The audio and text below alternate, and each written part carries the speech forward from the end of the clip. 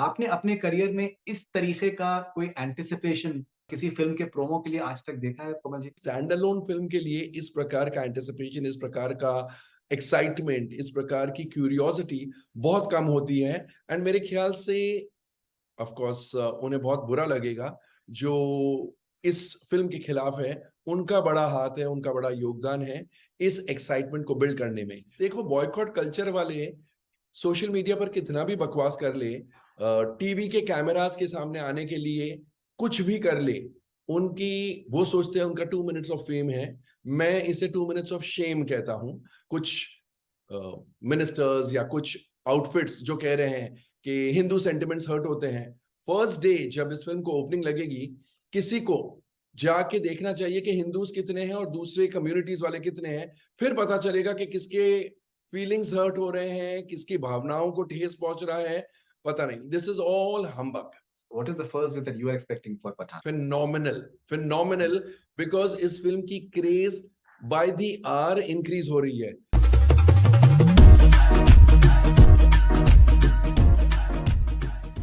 कोमल जी, बहुत-बहुत स्वागत है आपका कनेक्ट एफएम कनाडा पे। Thank you so much for your time. Thank you. And Komal ji, as we are talking right now, Pathaan का trailer जो है वो सामने आ रहा है। आप बहुत सालों से आप फ़िल्म्स को आप कवर कर रहे हैं, बहुत ही ज़्यादा चाव के साथ में, लगाव के साथ में, मोहब्बत से आप कवर कर रहे हैं। आपने अपने करियर में इस तरीके का कोई एंटिसिपेशन किसी फ़िल्म के प्रोमो के लिए आज तक देखा है कोमल जी? बहुत बहुत कम फिल्में हैं जैसे जिसका इस प्रकार से एक्साइटमेंट और एंटिसिपेशन होता है। Immediately film which comes to mind was is Baahubali 2। क्योंकि बाहुबली 1 का वो जो डायलॉग कि कटप्पा को किसने मारा, तो वो इतना फेमस हो गया था। लेकिन स्टैंड अलोन फिल्म के लिए इस प्रकार का एंटिसिपेशन, इस प्रकार का एक्साइटमेंट, इस प्रकार की क्यूरियोसिटी बहुत कम होती है। एंड मेरे ख्याल से ऑफ कोर्स उन्हें बहुत बुरा लगेगा जो इस फिल्म के खिलाफ है। उनका बड़ा हाथ है, उनका बड़ा योगदान है इस एक्साइटमेंट को बिल्ड करने में। बिकॉज अब वो एक्सपोज हो चुके हैं। एंड जो लोग, मैं ट्विटर पर पढ़ता हूं काफी बार, जो लोग उन्होंने ये लिखा है कि हम शाहरुख खान के फैंस नहीं हैं, फिर भी ये जो शाहरुख की फिल्म के साथ बैन करो, ये करो, बॉयकॉट करो, ये जो हो रहा है वो हमें कतई पसंद नहीं है और इसलिए हम ये फिल्म जरूर देखेंगे। तो उन्हें जानकर बहुत दुख होगा कि वो एक्चुअली कंट्रीब्यूट कर रहे हैं इस फिल्म के प्रमोशन को लेकर।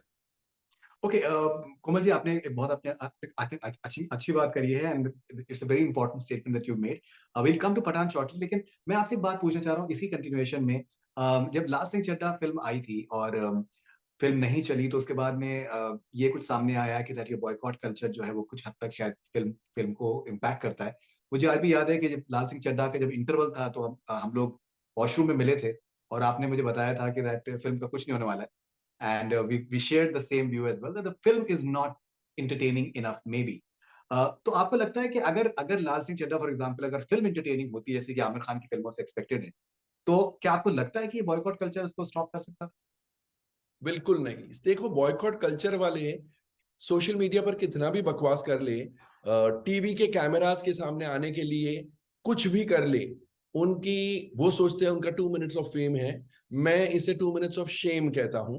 बिकॉज वो जो बदतमीजी करते हैं एंड जिस प्रकार से वो अपना पॉइंट ऑफ व्यू आगे रखते हैं, वो बिल्कुल बिल्कुल ऑब्जेक्शनेबल है। बट मुझे नहीं लगता है, क्योंकि इनकी संख्या बहुत छोटी है and there is nothing formal about it. वो कितना भी चीखे चिल्लाए, अगर फिल्म अच्छी होगी चुपचाप वो जाके देखेंगे। Because there is no proof मैंने देखी है नहीं देखी है। मैं एक तरफ चिल्लाते रहूं कि ये फिल्म को बैन करो, और दूसरी तरफ अगर क्योंकि मेरी फैमिली और मेरे फ्रेंड्स देख के आते हैं और कहते हैं कि फिल्म बहुत अच्छी है, मेरा भी मन करेगा। Who doesn't like good entertainment?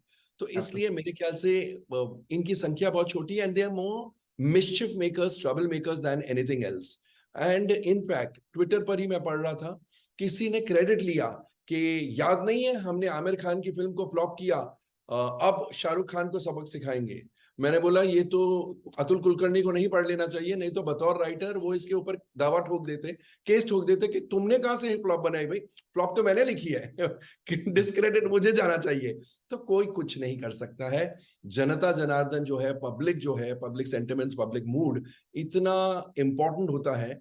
And जैसे कुछ मिनिस्टर्स या कुछ आउटफिट्स जो कह रहे हैं कि हिंदू सेंटिमेंट्स हर्ट होते हैं, फर्स्ट डे जब इस फिल्म को ओपनिंग लगेगी, किसी को जाके देखना चाहिए कि हिंदूज कितने हैं और दूसरे कम्युनिटीज वाले कितने हैं, फिर पता चलेगा कि किसके फीलिंग्स हर्ट हो रहे हैं, किसकी भावनाओं को ठेस पहुंच रहा है, पता नहीं। This is all humbug. Okay, Komal ji, आपके एंटिसिपेशन में आपको क्या लगता है कि that what is the first that you are expecting for Pathaan? Phenomenal, phenomenal, because इस फिल्म की craze by the hour increase हो रही है। एंड जिस गाने पर सबसे ज्यादा ऑब्जेक्शन था, बेशरम रंग, दीपिका पादुकोण के स्विमिंग कॉस्ट्यूम के कलर को लेके, गानों के लफ्ज को लेके, शाहरुख खान है इस फिल्म में उस बात को लेके, मेरे ख्याल से वो गाना इतना सुपरहिट हो चुका है, इतना सुपरहिट हो चुका है कि उस गाने के बलबूते ही इस फिल्म को ओपनिंग लगेगी। ऑफ कोर्स शाहरुख खान इतने सालों बाद आ रहे हैं, दीपिका पादुकोण बहुत खूबसूरत लगी है, बहुत हॉट लगी है, तो मासेस को और क्या चाहिए। एक इवन दैट झूमे Pathaan, that song is also very good. तो दो तीन बहुत अच्छे गाने, एक बहुत ही एंटरटेनिंग ट्रेलर, शाहरुख खान जैसा सुपरस्टार, दीपिका पादुकोण जैसी सुपरस्टार, और क्या चाहिए, जान थोड़ी ले लोगे। उसके बाद ऑफकोर्स फिल्म के मेरिट्स होते हैं, बट मेरा ये सोचना है कि इस फिल्म को मिनिमम 35 करोड़ की ओपनिंग मिलेगी। And mind you, it's an odd day release, Wednesday को रिलीज हो रही है, 25 जनवरी को रिलीज हो रही है। उसके बावजूद मैं कह रहा हूं कि इस फिल्म को बम्पर ओपनिंग मिलेगी।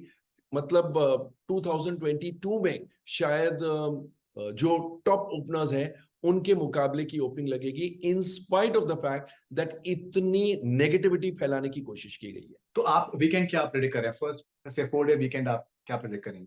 इजिली इजिली 115 से 125, 115 120 होना चाहिए मेरे हिसाब से। ओके, कोमल जी, सिद्धार्थ आनंद का कितना बड़ा रोल है इस फिल्म के प्रोमोज को और एक बज़ को क्रिएट करने के लिए? बिकॉज उनकी लास्ट फिल्म वॉर थी जिसने 300 करोड़ किए, और शाहरुख खान की पिछली कुछ फिल्में जो हैं वो नहीं चली हैं। इवन जीरो बहुत ज्यादा, बहुत ही ज्यादा उसका बुरा इम्पैक्ट हाल हुआ था। सिद्धार्थ आनंद कितना बड़ा फैक्टर है आपको लगता है इस फिल्म की बज़ के लिए?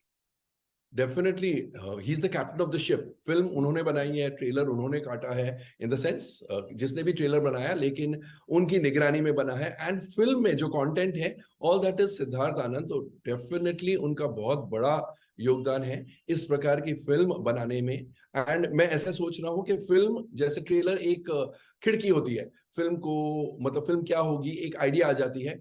इतना ब्यूटीफुल ट्रेलर बनाया तो मेरे ख्याल से फिल्म भी बहुत ही ब्यूटीफुल होगी। एंड ऑफ कोर्स श्रेय उन्हें भी बहुत ज्यादा जाता है, besides the fact that Shahrukh Khan है, दीपिका पादुकोण है, गाने बहुत अच्छे हैं। तो it's a group effort, collaborative effort. लेकिन सबसे जरूरी है कि डायरेक्टर जो हेल्म ऑफ अफेयर्स पे होता है उसे सबसे काम लेने आना चाहिए। उसका जो प्रोमो बनाया है या जो फिल्म बनाई है वो एंटरटेनिंग होनी चाहिए, लोगों को वो ट्रेलर सिनेमा घर तक आकर्षित करना चाहिए। एंड मेरे ख्याल से ये सारी चीजें सर्व होती है, the purpose has been serve with the trailer.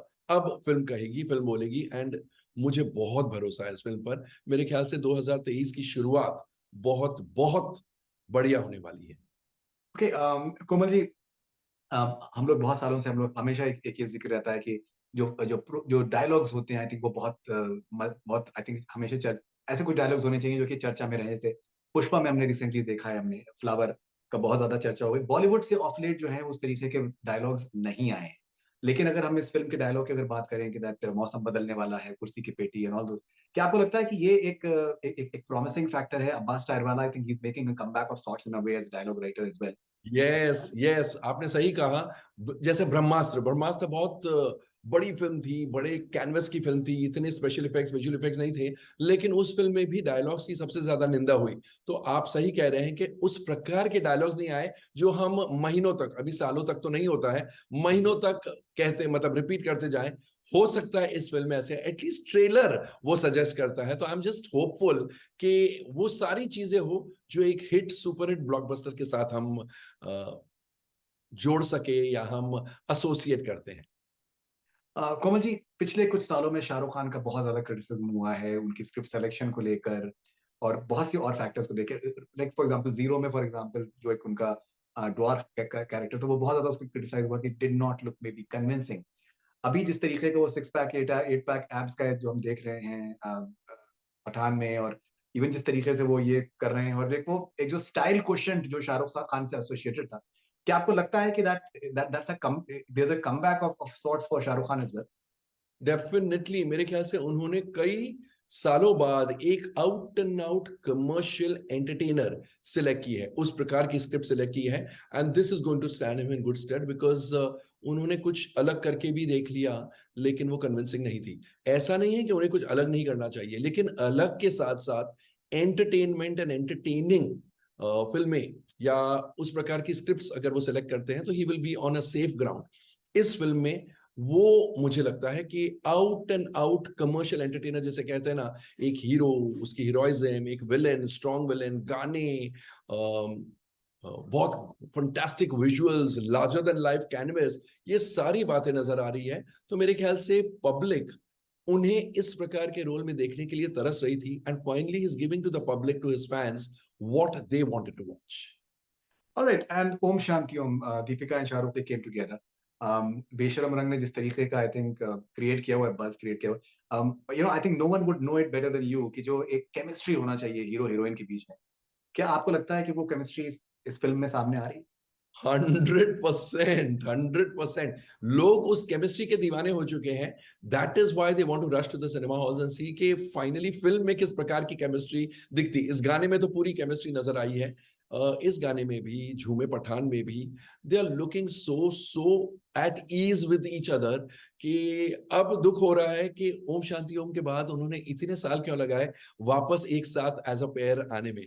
तो मेरे ख्याल से they are giving to the public, जैसा मैंने कहा, they are giving to the public what the public expects of them.